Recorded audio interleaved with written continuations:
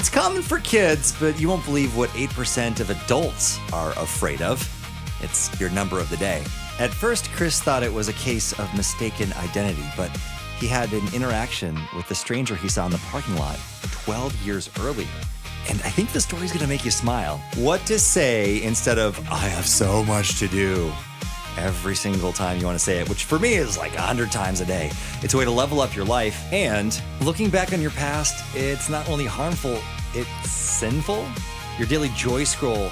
That's coming up on The Good News Show with Andy, where I'm all about putting a smile on your face and hope in your heart. The Good News Show with Andy. The number of the day is 8% of Americans say, I am afraid of this, Andy. It's my biggest fear. Afraid of the dark. The Bible tells us to not fear 365 times. That's enough for one time a day. So you think God knew we were going to struggle with this a lot? So if you've got a story where you overcame a big fear, would love you to share that, because I know it's going to help other people too who haven't quite gotten to the other side of that fear yet. You were talking about fear, and it made me think of two things. There's good fear, which is obviously the fear of the Lord, of our incredible Savior, and then there's the other fear, the false evidence appearing real that Satan sends our way. Yeah, I just mentioned that a minute ago. False evidence appearing real. So powerful. It is what keeps us from serving the Lord and doing the things that he wants us to do. Yeah, it's a moment-by-moment choice that I have to make, choosing faith over fear. It reminded me of a quote, John Wesley. Give me 300 men who fear nothing but God, hate nothing but sin, and are determined to know nothing but Jesus Christ crucified, and we will set the world on fire. 8% of Americans say, I am afraid of this, Andy. It's my biggest fear. Afraid of the dark. It's so easy to be afraid of the unknown. And I'm the same way. There's a verse that just really hits this home from 1 John 4:18. There is no fear in love, but perfect love drives out fear. I hope this story makes you smile today. You ever see a stranger and you think, I feel like I know them?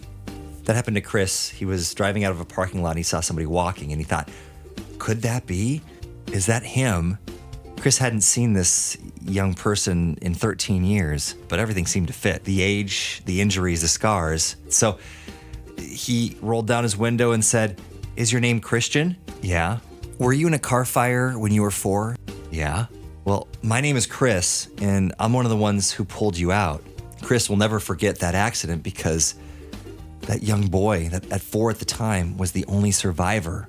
And then Chris realized he had something for this young man, and he reached into the glove box and handed him the gold medal of valor that he received for that rescue. He told Christian, you deserve this far more than I do.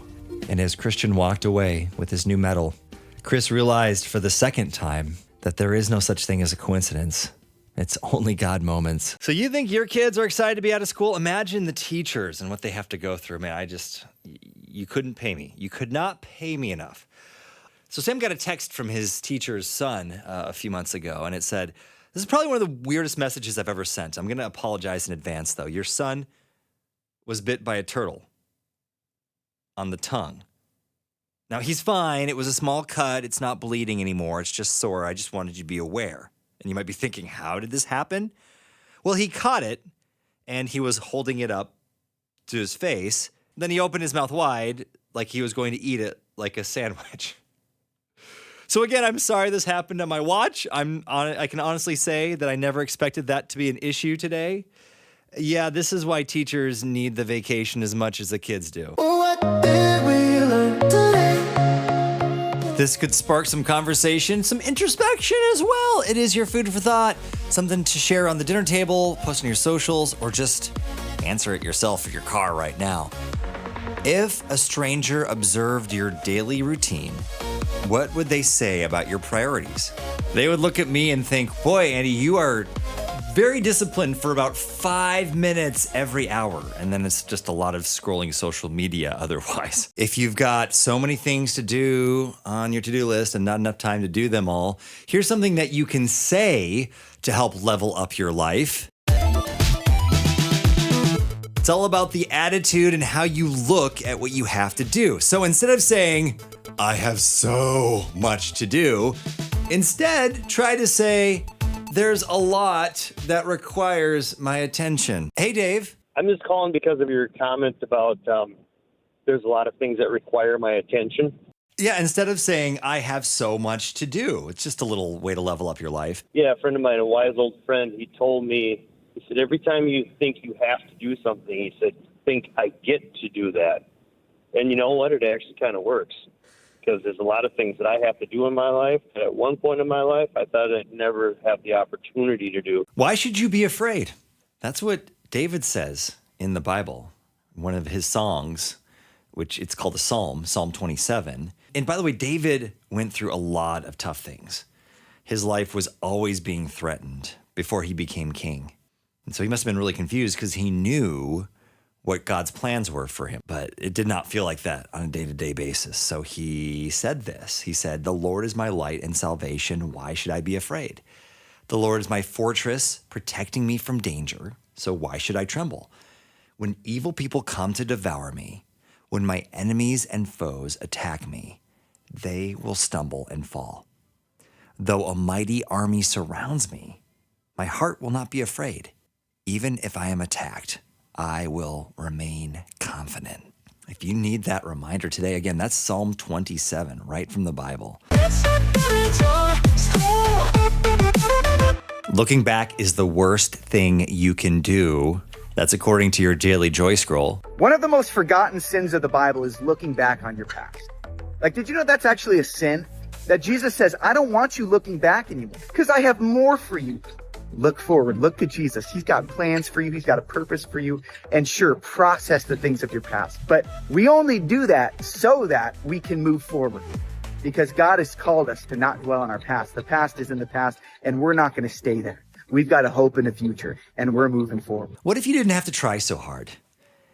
In work, in relationships, in faith? I struggle with this so much, so you're not alone in this. But if I really believe what it says in the Bible, like Matthew 9:29, Jesus says, because of your faith, it will happen. I don't have to try harder with Jesus. I just have to faith harder, which is funny because really it takes the pressure off of me. I just have to say, God, I can't do it on my own, so I'll trust you. Just, I don't have it figured out. I'm not like a super faith guy. And I often worry that I don't have enough faith, that I'm trying to do it on my own, that I need to faith harder, as we were just talking about a minute ago. I worry too. Your mind goes to the absolute worst scenario. But what has been helping me is all the verses I looked up that say God is carrying us. I think it's Isaiah where it says, in all their distress, he too was distressed, and the angel of his presence carried them all the days of old.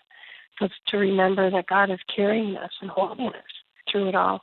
Yeah, that's the only way that we can combat the lies of the world, the lies in our own head, is with the truth of God. Thanks for sharing that. Giving help to a stranger, sharing with your neighbor, turning darkness into light, loving God and loving people right. Rhonda had already lost her husband, Randy, tragically. Then she learned something else had been lost that day. His wedding ring had disappeared in the motorcycle crash that took his life. After 18 years of marriage, that small gold band was one of the few things she had left that physically connected her to him, and she hoped someone might find it. That's when fellow bikers stepped in. More than a dozen of them, some that she'd never even met, showed up and spread out along the roadside, searching the ditches and the tall grass and getting down on their hands and knees. And less than 1 hour later, one of the riders spotted something shining in the dirt. It was Randy's ring, which Rhonda said felt like she finally had a piece of us back together. After all the heartbreak, strangers helped bring home one last piece of Rhonda's husband. That's how you love God and love people. You may have heard the word fake news. It's thrown around a lot, but it is a reminder that news doesn't always get it right. That's okay. No one's perfect. I wish that the news people would admit that sometimes. Somebody found this article from 24 years ago. So that was 2000. Headline, Internet may be just a passing fad as millions give up on it. Researchers found that millions were turning their back on the World Wide Web, frustrated by its limitations and unwilling to pay high access charges. They complained about email and saying it was hard to shop on. I kind of wish that maybe we could go back to those times where it was hard to shop for things and email was frustrating and it cost you so much you really had to decide. Because they used to, this is going to make me sound like an old, I am old. Back in my day, kids, they would charge you by the minute to use the internet. So you really had to decide, is this worth paying for?